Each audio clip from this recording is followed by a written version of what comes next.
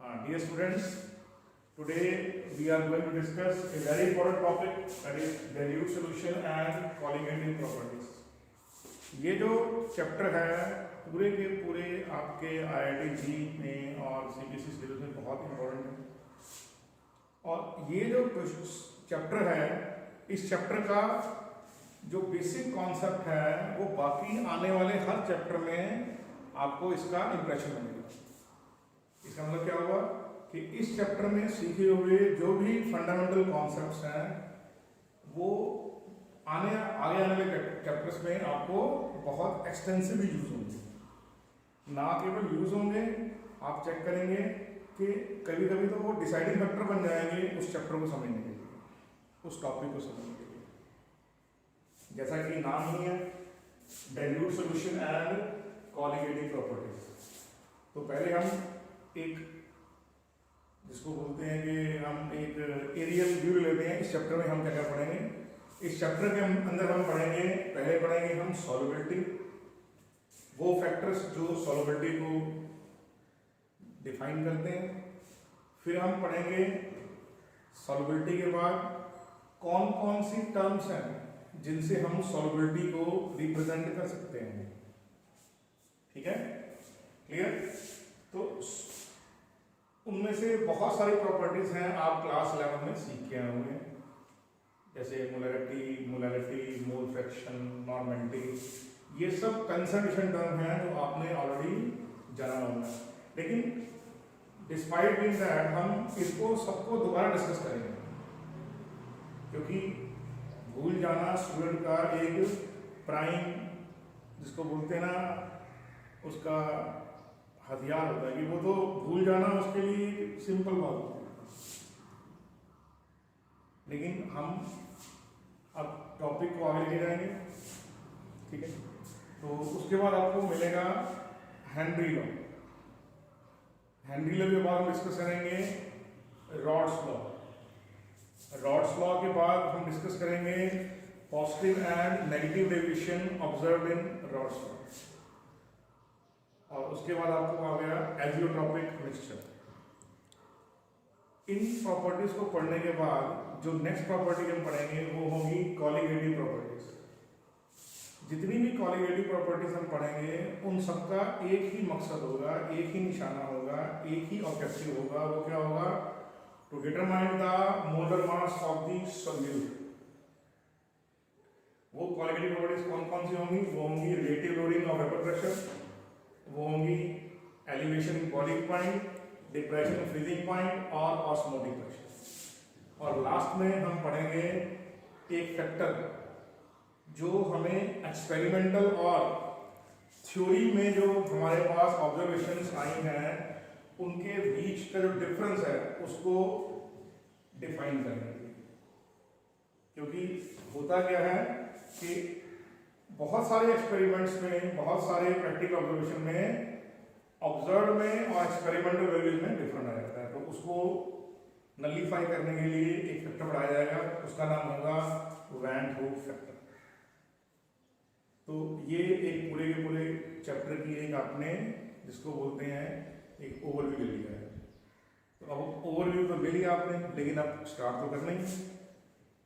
तो स्टार्ट हंसते मुस्कुराते करते हैं हम, ताकि जो हमारी जर्नी है, जो इनविंसिबल जर्नी है, जिसमें हमें अपने लक्ष्य तक पहुंचना है, और वो है IIT का gate.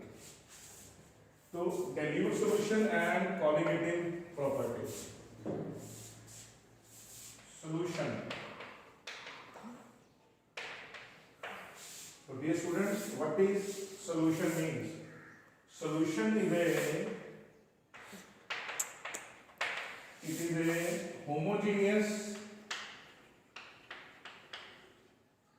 mixture of two or more than two components।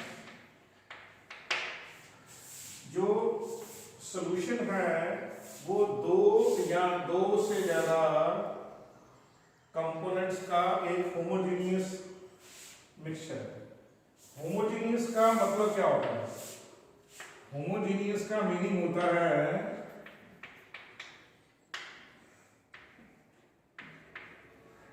The composition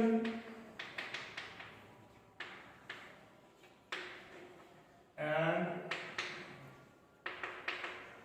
properties are uniform. इसका मतलब क्या हुआ? एक यूनिफॉर्म सिस्टम में आपके पास क्या होगा? कंपोजिशन और प्रॉपर्टीज सेम होंगी, उसमें कोई भी डिफरेंस नहीं आएगा। ऐसे मिक्सचर को हम बोलेंगे homogeneous. Are you getting that now? तो ये जो सॉल्यूशन है ये एक होमोजीनियस मिक्सचर है। अब जो सॉल्यूशन है उसके दो पार्ट होते हैं। Solution has two parts, one is called solute, second is called solvent. तो सॉल्यूशन के दो पार्ट है। सॉल्यूट मतलब क्या होता है? वो कंपोनेंट जो डिसोल्यूट होगा, और सॉल्वेंट क्या होगा? इन विच डिसोल्यूशन टेक्स प्लेस। तो सॉल्यूशन के दो कंपोनेंट हैं, एक का नाम है सॉल्यूट, एक का नाम है सॉल्वेंट। और जो सॉल्यूट पार्टिकल है वो घुलता, इसको हिंदी में बोले तो जो घुले वो सॉल्यूट, और जिसमें घोला जाए वो सॉल्वेंट। तो जो डिसोल्यूट होगा वो सॉल्यूट, और जिसमें डिसोल्यूशन अकर होगी, जिसमें वो डिसोल्यूशन का प्रोसेस होगा, उस कंपोनेंट का नाम होगा सॉल्वेंट। तो जनरली जो सॉल्यूट है, जनरली आप बुक्स में पढ़ेंगे या आपको बाकी लोग बोलेंगे कि जो कंपोनेंट ज्यादा परसेंट में है वो कंपोनेंट को सॉल्वेंट मान लीजिए।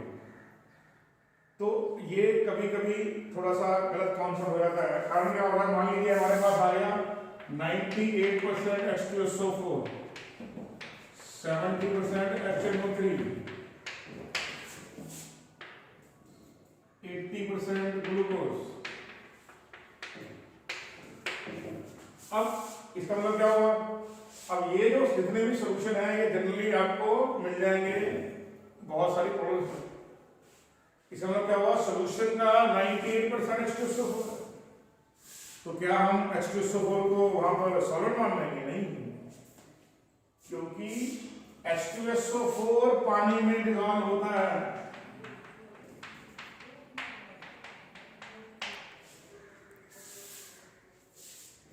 ठीक है ना? पानी जो है वो H2SO4 डिसॉल्व नहीं होता। तो ये आपको सिंपल कॉन्सेप्ट समझना चाहिए। तो इसलिए जनरल कॉन्सेप्ट तो ठीक है कि आपने बोल दिया कि जिसकी परसेंटेज ज्यादा है वो सॉल्वेंट होगा, लेकिन एक्चुअल में ऐसा नहीं होता। एक्चुअल में सॉल्वेंट उसी को लेते हैं, ठीक है, जो डिसोल्यूशन को सपोर्ट करता है। ठीक है ना? ये मतलब ये ऐसे समझ लीजिए, सॉल्वेंट ही वो डिसाइडिंग फैक्टर है, वो जो सॉल्यूशन के नेचर को डिफाइन करके रख देगा। जैसे होता है ना, आपके घर में मम्मी जो है उनका मूड डिफाइन करता है कि आपके घर में बने क्या। ठीक है ना? कि मम्मी बैंगन का भरता बनाएंगी या पापा का भरता। तो जैसे ये डिफाइन करता है मम्मी के मूड पे, वैसे ही सॉल्वेंट। तो सॉल्वेंट डिसाइडिंग फैक्टर है सॉल्यूशन के नेचर। तो आप समझ लीजिए इस बात को। ठीक है? तो आई होप सो आप इसको पॉज करके नोट डाउन कर सकते हैं। जैसे जिंदगी के अंदर, हमारी लाइफ के अंदर 9 डिफरेंट कलर्स होते हैं। जैसे बोलते हैं ना कि जो कल्चर है उसके 9 कलर्स हैं, उसके जो कल्चर है वो 9 तरह का होता है। तो वैसे ही सॉल्यूशन में भी नवरत्न है। तो जो अकबर बादशाह के 9 नवरत्न हैं, अगर आप उनको देख लेते हैं कौन कौन से, देखिए। तो जो सॉल्यूशन है, अगर उनके आप टाइप चेक करने में आए तो क्या होगा? तो वो होगा आपके पास गैस इन गैस। तो इसको मैंने सॉल्वेंट मान लिया, इसको मैंने सॉल्यूट। तो गैस इन गैस का एग्जांपल क्या है? गैस इन गैस का एग्जांपल है आपका पास एयर। तो है लिक्विड इन गैस। तो लिक्विड इन गैस का जो एग्जांपल है वो आपके पास है वाटर वेपर्स इन एयर, या फिर आपका perfume vapours in the air.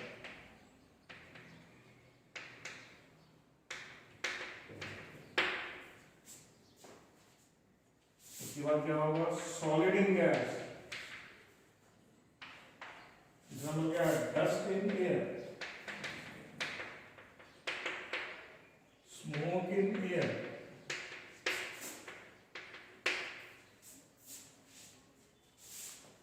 उसको चेक करेंगे तो होगा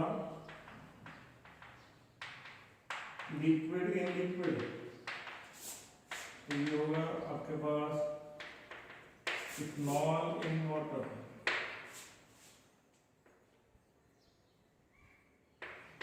ईथर इन वाटर। ये जनरली लोअर एल्काइल ईथर होंगे, हायर एल्काइल ईथर्स कम सॉल्युबल होते हैं, लेकिन जो स्मॉलर एल्काइल ईथर है लिक्विड हाइड्रोजन पानी में काफी सॉल्युबल होते हैं। लिक्विड लिक्विड फिर है आपके पास सॉलिड इन लिक्विड, जैसे आपका NaCl एक्वस में ग्लूकोज एक्वस का। तो जितने भी आपके ये दोनों के क्वेश्चन सबसे ज्यादा कवर होंगे आपके इस टॉपिक के अंदर। जो टॉपिक आप पढ़ने वाले हैं उसमें सबसे ज्यादा क्वेश्चन इस पे होंगे, और दूसरे क्वेश्चन आपके होंगे वो होंगे जो हम पढ़ने वाले हैं, वो क्या है? Gas in liquid. तो गैस इन लिक्विड आपका कार्बोनेटेड वाटर,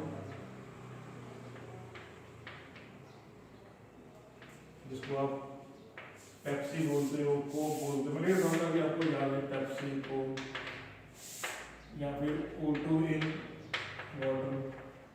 देखिए ऑक्सीजन पानी में डिसोल्यूशन, ये एक्वेटिक लाइफ का बेस है। अगर जो ऑक्सीजन है पानी में डिसॉल्व ना हो तो बिल्कुल भी एक्वेटिक लाइफ पॉसिबल नहीं है। इसका मतलब क्या हुआ? ये बहुत इंपॉर्टेंट।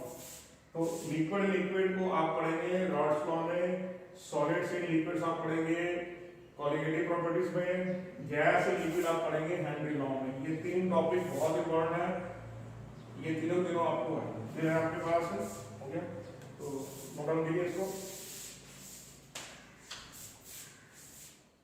फिर हमारे पास क्या होगा? सॉलिड इन सॉलिड, जितने भी अलॉयज हैं आपके उसी तरह के होते हैं।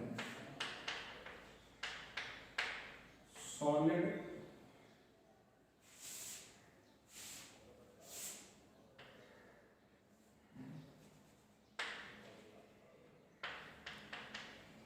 Gas in solid. तो क्या होगा? Hydrogen present in palladium, hydrogen present in platinum. तो जितनी भी एडसॉर्ब गैसेस हैं मेटल सरफेस पे, इन सबको आपने एक बार पढ़ा होगा हाइब्रिडाइजेशन रिएक्शन में एल्कीन के, गैस इन सॉलिड्स। और फिर होगा लिक्विड इन सॉलिड्स। तो लिक्विड इन सॉलिड में आपकी बात करेंगे, ये भी आपने पढ़ा हुआ है, अमलगमेटेड मेटल। ठीक है, मर्करी, जिंक, सोडियम,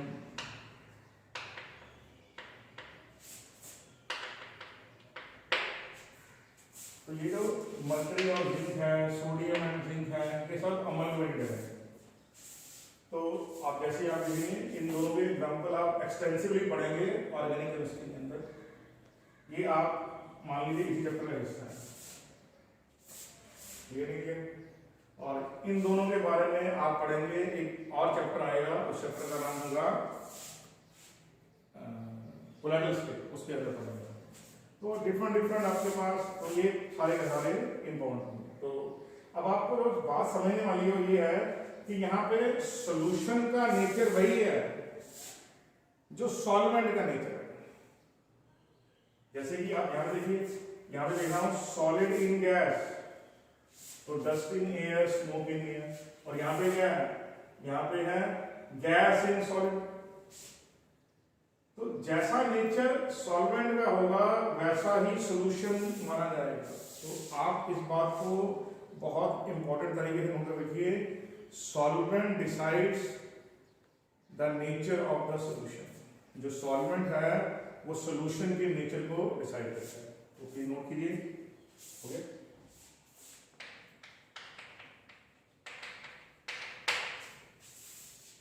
जनरली क्या होता है, we used to say that one component is called solute, other is called solvent in a solution.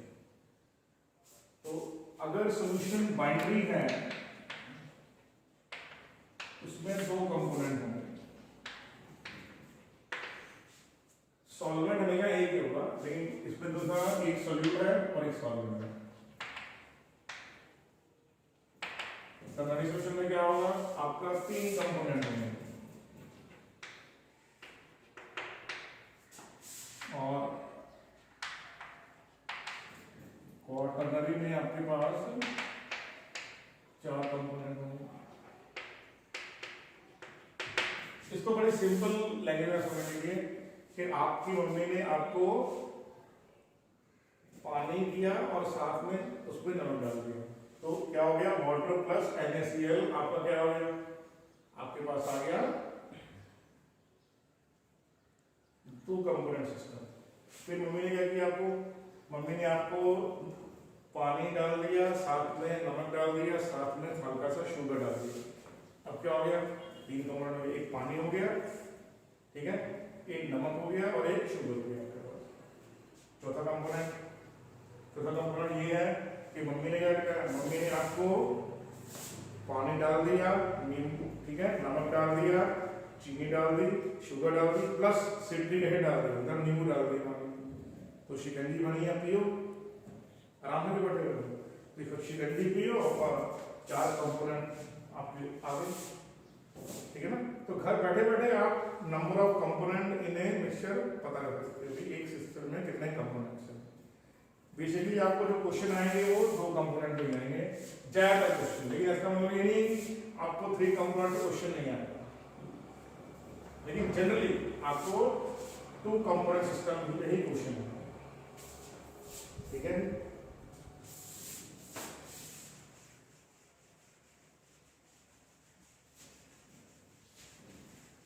Next जो हम पढ़ेंगे उसका नाम है टर्म सॉल्युबिलिटी। क्या नाम है, सॉल्युबिलिटी। सॉल्युबिलिटी को हम कैसे डिफाइन करेंगे, सॉल्युबिलिटी को डिफाइन करेंगे, it is defined as maximum amount of solute that can be dissolved in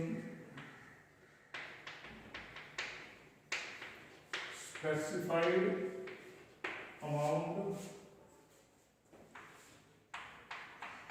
of solvent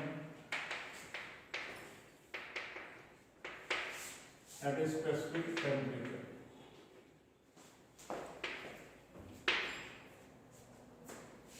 Clear?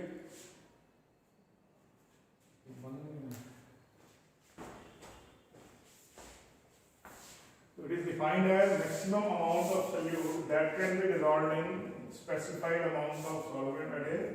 तो जनरली वो जो स्पेसिफाइड अमाउंट होता है वो कितना होता है, वो 100 ग्राम सॉल्वेंट होता है और उसमें भी सॉल्वेंट का राजा वाटर। आप बोल सकते हैं king of solvent is water, ठीक है ना। तो अगर आप,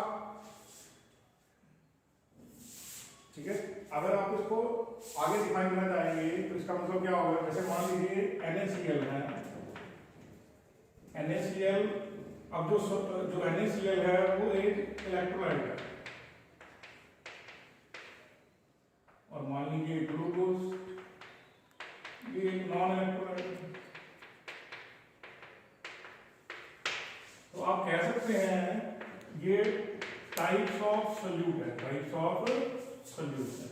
इस सॉल्यूट्स के दो टाइप्स होंगे आपके पास, एक को बोलेंगे electrolytes which tends to associate और डिसोसिएट, और दूसरे क्या होंगे नॉन इलेक्ट्रोलाइट्स। तो नॉन इलेक्ट्रोलाइट में क्या होगा, नॉन इलेक्ट्रोलाइट्स वो होंगे which neither associate nor dissociate. तो जब आप न्यूमेरिकल करते हुए इन बातों का बहुत ध्यान रखेंगे। आगे चलते हैं, कोई दिक्कत नहीं है ना। नेक्स्ट देखते हैं, जैसे मान लीजिए NaCl है, तो NaCl में क्या होगा 36.5 gram can be dissolved in 100 gram of water. और मान लीजिए AgCl आपके पास वो होता है 0.10319 ग्राम इन 100 ग्राम ऑफ वाटर। अगर मान लीजिए 100 ग्राम पानी के अंदर 36.1 ग्राम NaCl डिसॉल्व होता है मैक्सिमम।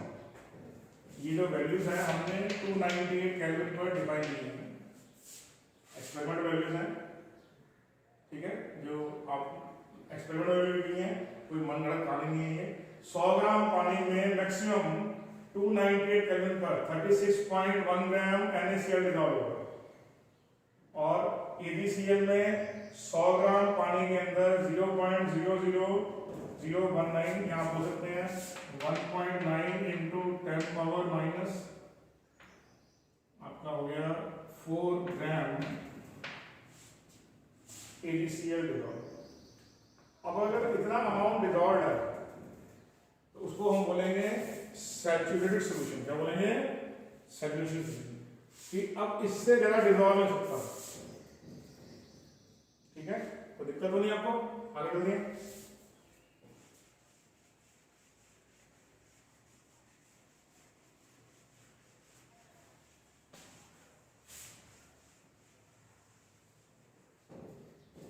तो जैसे मान लीजिए हमारे पास अब इसका क्या हुआ, सॉल्यूशन के टाइप्स हो गए सैचुरेटेड सॉल्यूशंस,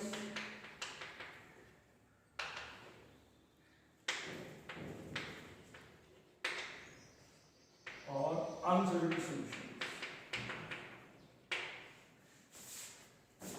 तो सैचुरेटेड सॉल्यूशन में और अनसैचुरेटेड सॉल्यूशन में फर्क क्या होगा, कि सैचुरेशन में क्या होगा,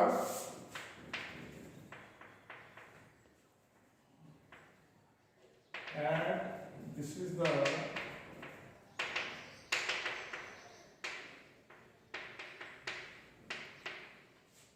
maximum amount of solute, whether it is electrolyte or non-electrolyte, no matter, it is the maximum, this is the maximum amount of solute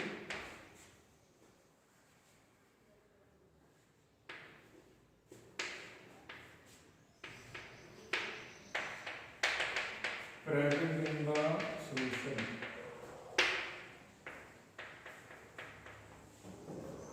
No more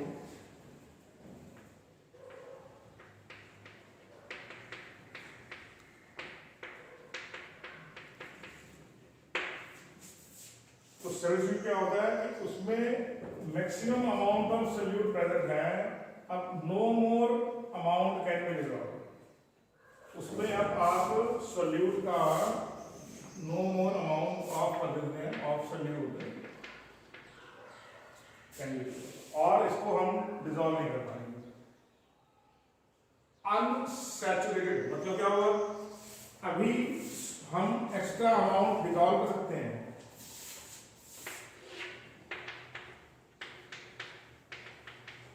the solution in which one can add solute, कि ऐसे solution जिसमें हम क्या करते हैं solute add कर सकते हैं। जैसे अगर मैं इसी एग्जांपल ले लूं तो मान लीजिए मेरे पास क्या है, अगर 30 ग्राम NaCl है in 100 gram water, I can call it, this is an unsaturated solution of NaCl. This is what? A saturated solution of NaCl. So in an unsaturated solution, इसमें क्या करते हैं हम 6.1 ग्राम और डिजॉल्व कर सकते हैं, लेकिन इसमें क्या होगा, हम और डिजॉल्व नहीं कर सकते। क्लियर नहीं है? अगर आप उसकी मोलैरिटी निकालेंगे तो जो मोलैरिटी है वो बहुत हाई आएगी, I think 6 point greater than 6.1, इसके ऊपर ही रहेगा आंसर। आप निकाल लीजिए 36.1 डिवाइडेड बाय, तो मोलैरिटी अगर आप निकालेंगे इसमें हाईली कंसर्नेटेड सॉल्यूशन, और इसमें रखिए तो सॉल्यूट ना के बराबर है। तो ये दोनों सॉल्यूशन में, दोनों के दोनों सॉल्यूशन क्या है, सैचुरेटेड है।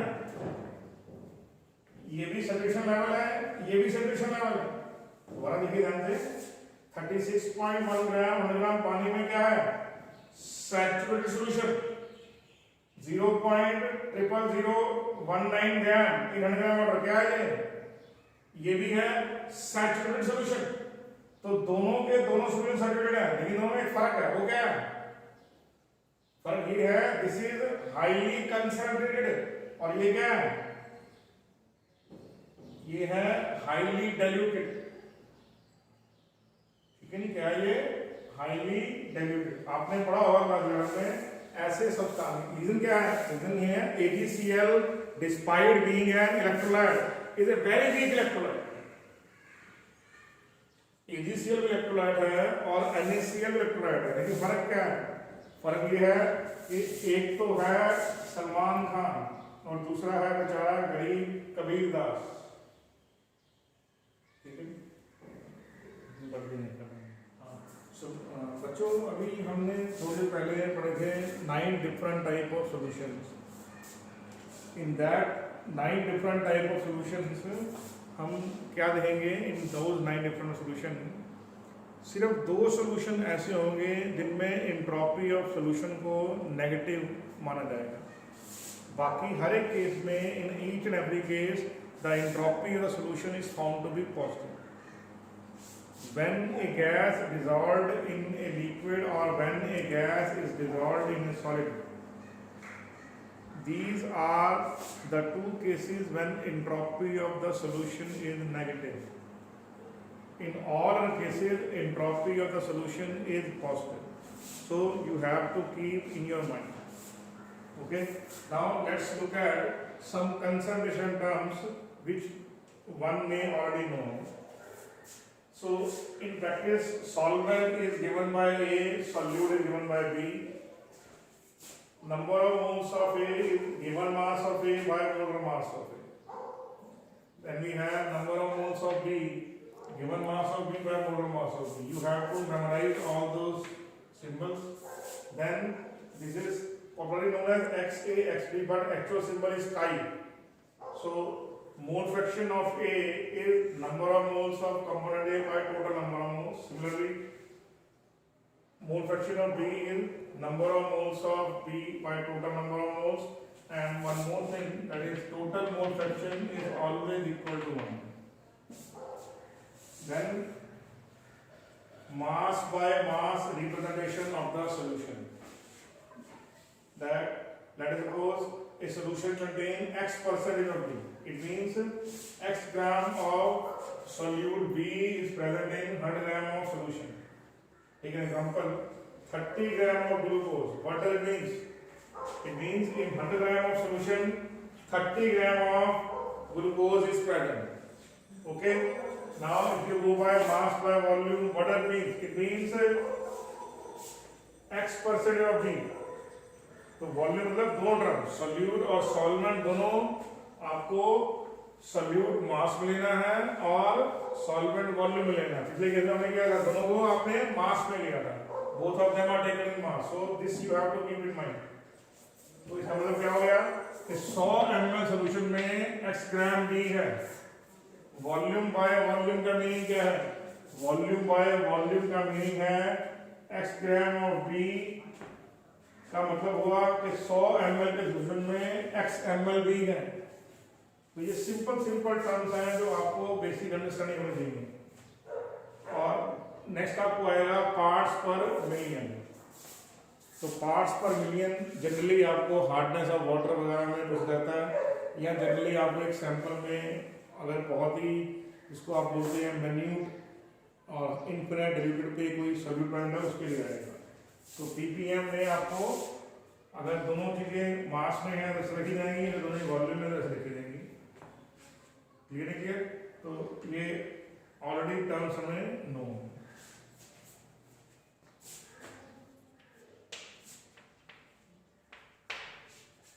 Now we will discuss molarity of the solution. Now what is molarity of solution? Molarity of solution is defined as number of moles of solute present in 1 liter of the solution. Remember that solution is made up of two components: mass of solvent plus mass of solute, or volume of solvent plus volume of solute. Solvent solute, solvent solute. So you can use like that. Now density of a solution is equal to mass by volume. So it implies that density into volume will be mass of the solution. आपके पास ये आ गया? Clear? तो density into volume क्या होगा? मास of solution. Density को आप unit में check कीजिएगा, यूनिट में देखिए ग्राम पर एमएल, और वॉल्यूम आपका एमएल में होगी। तो आपका जब आंसर आएगा मास का ग्राम में आएगा। ठीक है? तो छोटी बातें तो आपने ध्यान रखनी है जरा। कुछ ही बोला? ओके। नाउ अगर आप इसको लिखना चाहेंगे तो कैसे आएगा? Number of moles divide by volume in litre, that is 1 litre. अब इसका वर्किंग फॉर्मूला क्या होगा? नंबर ऑफ मोल्स क्या होता है? Given mass by molar mass. Volume litre क्या होता है? Volume in ml by 1000। तो आप इसको आप लेके चलेंगे तो आंसर आएगा WB by MB into 1000 by V। Check कीजिए W बाय MB आ गया, और ये VM है, इसको रिवर्स ऑर्डर में लिखेंगे आप। देखिए तो ये मेरे पास क्या आ गया? ये मेरे पास आ गया मोलारिटी ऑफ द सॉल्यूशन। तो मोलारिटी ये आप समझ लीजिए वर्किंग फॉर्मूला। क्या ये? Working formula. ठीक है? अब इस फॉर्मूले को आप एक और तरीके से लिखते हैं। कैसे? मान लीजिए आपको mass by mass percentage given है। चलो आपको mass by mass percentage given है। जब आपको mass by mass percentage given है क्या होगा? मान लीजिए जैसे x percentage of b given है, x percentage of b given क्या होगा? WB की वैल्यू कितनी आ गई? x ग्राम। ठीक है? मास ऑफ सॉल्यूशन कितना है? तो आंसर है 100 ग्राम। क्लियर? तो इसका मतलब क्या होगा? आपके पास density into volume is equal to mass of solution. Clear? तो इन प्लेस ऑफ वॉल्यूम क्या लिखेंगे आप? इन प्लेस ऑफ वॉल्यूम लिखेंगे मास बाय डेंसिटी। तो कितना वॉल्यूम ऑफ सॉल्यूशन? आंसर है 100 बाय डेंसिटी। अब आप इस पूरे के पूरे सिनारियो को, इस पूरे के पूरे फैक्टर को यहाँ नोट कीजिए। तो क्या आंसर आएगा? इन प्लेस ऑफ डब्ल्यू क्या आएगा आपका? Mass percentage, that is x।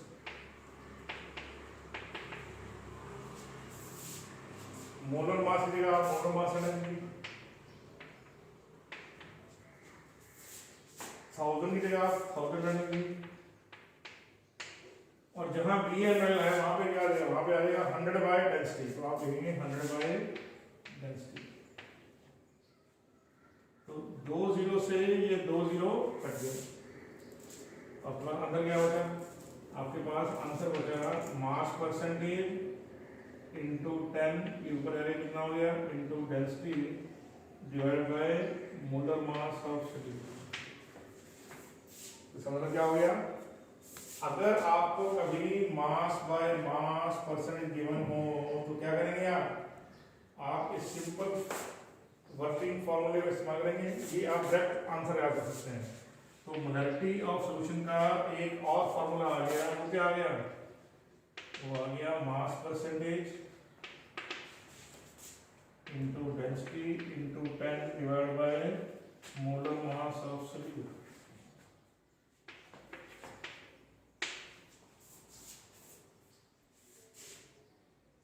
Same to same आप रखते हैं, यू कैन यूज व्हाट, आप लिख सकते हैं molarity equal to mole fraction of B by mole fraction of A into M A plus mole fraction of B into M B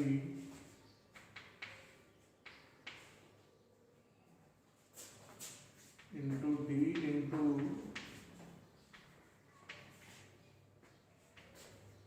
thousand. अब ये formula कैसे चेक करते हैं, ठीक है, तो नोट कर लिया आपने इसको, should I remove that.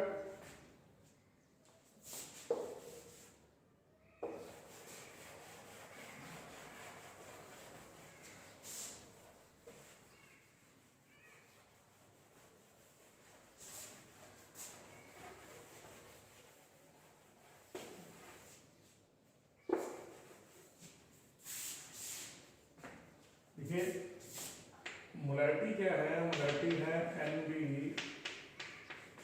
Into 1000 by V M L. तो वी एम एल क्या होगा, वी एम एल होगा हमारे पास मास बाय डेंसिटी, डेंसिटी बदल गई है, तो ये मास क्या होगा, ये मास होगा मास ऑफ सॉल्यूशन, क्या होगा, मास ऑफ सॉल्यूशन।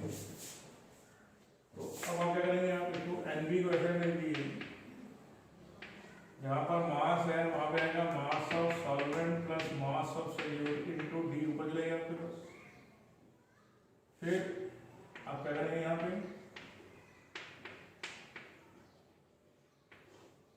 इस फैक्टर में आप मोलर मास ऑफ ए से मल्टीप्लाई कीजिए, मोलर मास ए से डिवाइड कीजिए, सेम टू सेम यहाँ पर मोलर मास से डिवाइड कीजिए, मोलर मास से मल्टीप्लाई कीजिए, डी इंटू 1000 यूनिट में आपके पास। अब W A by M A कितना हो गया, डब्ल्यू ए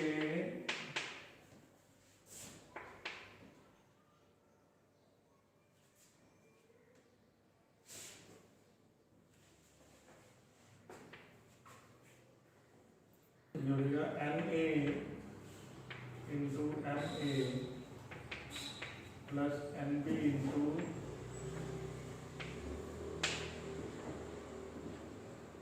डी। अब आप क्या करेंगे, यहाँ पर आप न्यूमरेटर और डिनोमिनेटर को दोनों को आप टोटल नंबर ऑफ मोल से ले लेंगे, N B by N A plus N B into D into 1000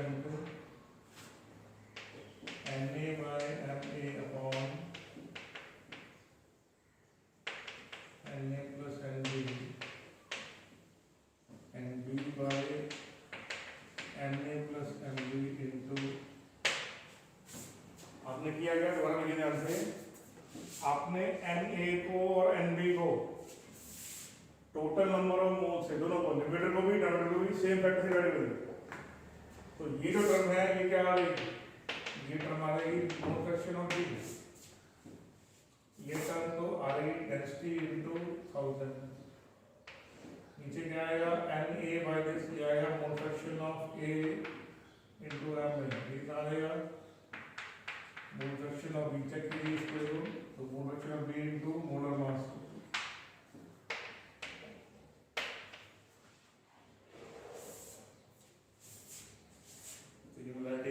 एक नया फॉर्मूला होगा, clear.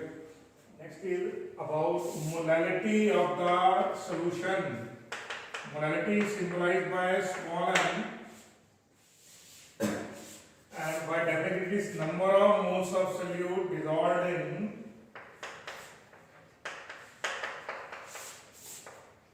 1 kg of solvent. So by definition molarity can be number of moles of solute by mass of the solvent in 1 kg. So this is by definition. So what is the working formula? Working formula is number of moles of solute into, generally molar mass of A given in grams, it should be divided by 1000. So what will happen? It becomes in kg. So it is number of moles of solute into 1000 by WA. You can write MB as given mass of solute by molar mass of solute.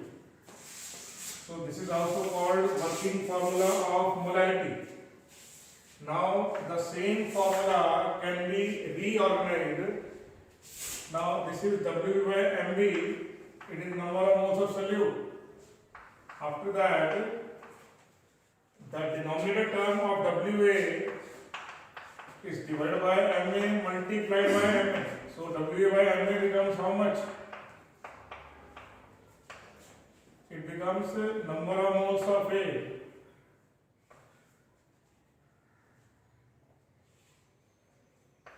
into molar mass of A. So what will you get? You divide numerator and denominator by same factor. What is that factor? Total number of moles.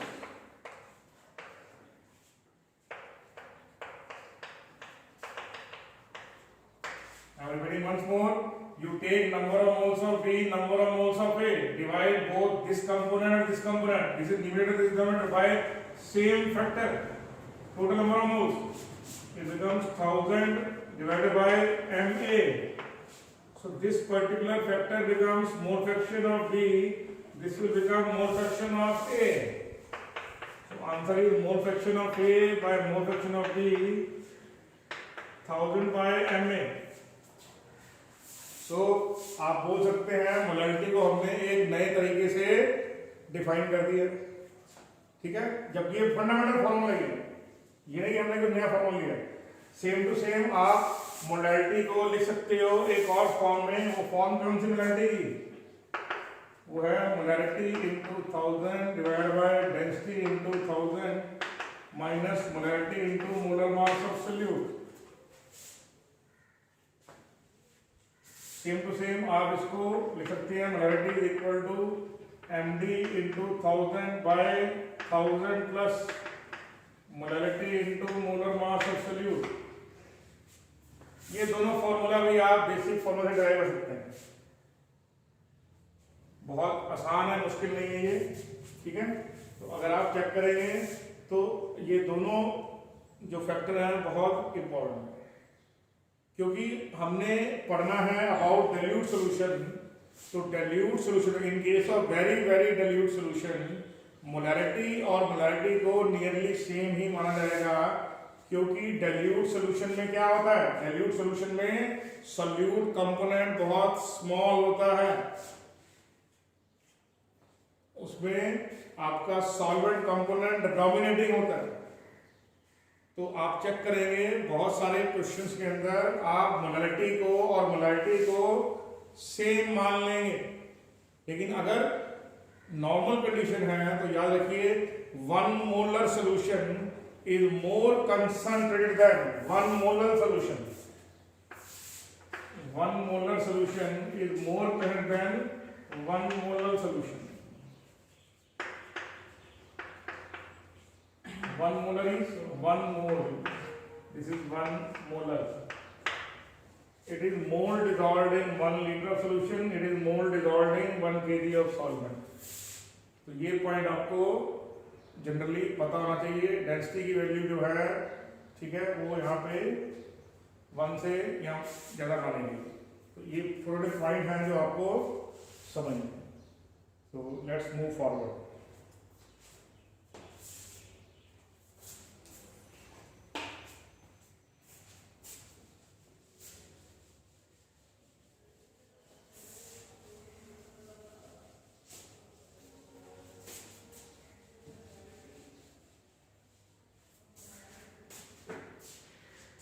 Now,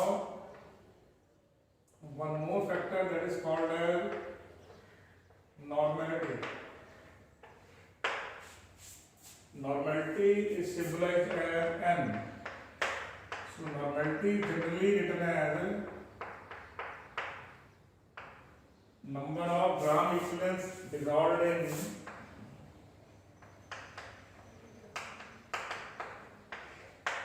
1 liter of solution.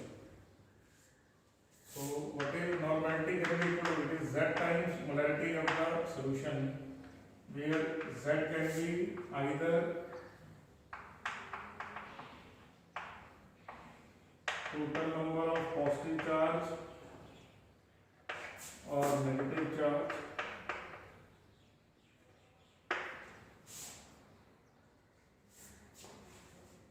in the given electrolyte. This you have to memorize. Clear? Now molarity is given as number of moles of solute present in V solution, and normality is known as number of equivalents dissolved in VML solution. So if you multiply this by this, it becomes molarity into volume in ml becomes number of moles into 1000. Similarly here what can happen? Normality into volume in ml, number of moles equivalents into 1000. So what is number of moles equal to? It is given mass by molar mass into 1000. Both these two terms are called as millimoles. Both of these terms, okay, first of all, it is given mass by molar mass by Z, because it is given mass by equivalent mass into 1000. Normality into VML. So Z becomes in the numerator, so answer will be normality into volume in ml, Z times given mass by molar mass into 1000. So these two terms are called as milli-equivalents. Why I written these terms? Because these terms are very, very important in problem solving abilities. Molarity and normality, both of them are very, very important in problem solving abilities.